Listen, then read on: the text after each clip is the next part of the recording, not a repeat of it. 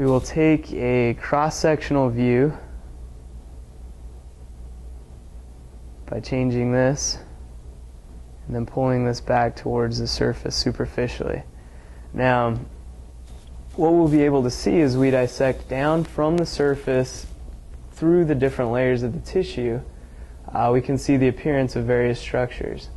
We'll begin with the identification of the rectus abdominis muscles, where we can see the line where the linea alba would be in the midline, as well as the tendinous intersections between the sections of the rectus abdominis.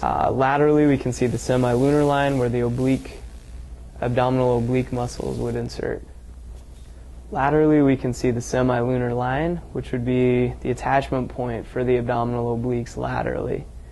If we continue going through the different layers into the abdominal cavity, we can see just deep to the rectus abdominis the appearance of the transverse colon, seen here, as well as the stomach, and even in the appearance of the rugae within the internal contents of the stomach.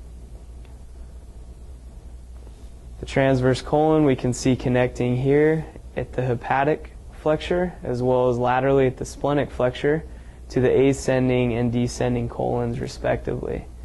Now, just deep to the transverse colon, we can see the blood supply descending towards the small intestine, seen here. Now, on the right-hand side, we can see the veins, the venous return from the superior mesenteric vessels, as well as the arterial blood supply descending from the superior mesenteric artery. You can continue to see the haustra within the large intestine. If we continue through the scan to a deeper level, we can now see the inferior vena cava with the left renal vein, as well as the abdominal aorta near the midline of the structure. To better visualize these structures, we'll remove more of the other structures by changing the opacity of the density of these tissues, or their brightness. And we'll pull this down so that we start to isolate the vessels and the kidneys and the renal structures. About right here, we can see the abdominal aorta descending to its bifurcation point of the common iliac arteries.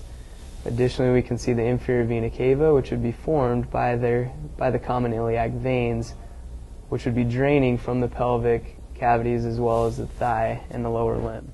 Typically what we'll see is the venous return from the pelvic viscera predominantly through the gonadal veins. So here we can see the right gonadal, in this case a female, so the right ovarian vein draining back to the inferior vena cava. Whereas on the left side, the left ovarian vein is arising and actually will be draining up into the splenic vein in this case, which is atypical. If we put on a little bit more of the tissue here superficially, we can see the connection with the left ovarian not into the left renal vein, but more superiorly into the splenic vein, which is returning blood from the spleen as it merges with the superior mesenteric vein. So here we can see the splenic vein merging with the branches of the superior mesenteric vein to then form the portal vein, which will then ascend into the inferior aspect of the liver. Now what we do see draining into the left renal vein, coming over to the left kidney, is the presence of a very large inferior mesenteric vein. Now commonly the inferior mesenteric would drain into the splenic vein, while the left ovarian would return to the left renal. So in this case that has switched for some reason. The scan also allows us to see the hepatic veins superiorly, where they would be merging and forming an anastomosis within the liver with the portal system.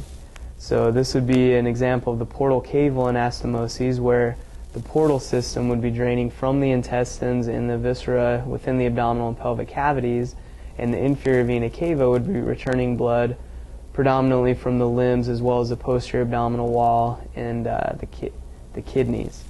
The blood returning from the abdominal viscera is going to be filtered through the liver, which we can see here, and then needs to get back to the heart to then get pumped out through the systemic circulation back to the lungs for reoxygenation as well.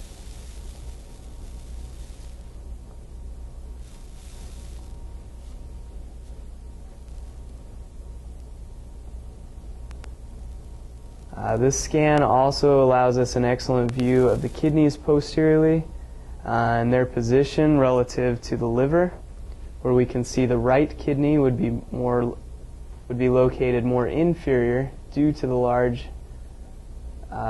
liver occupying more space here in this region, which would then push the kidney more inferiorly. Whereas the left kidney is slightly higher than the right, and we can see the appearance of the spleen in this region as well. Now, predominantly with these false ribs or floating ribs posteriorly, we would be concerned with fractures affecting either the spleen, the kidneys, or the liver. As we can see here, those would be damaged with a rib fracture to this area.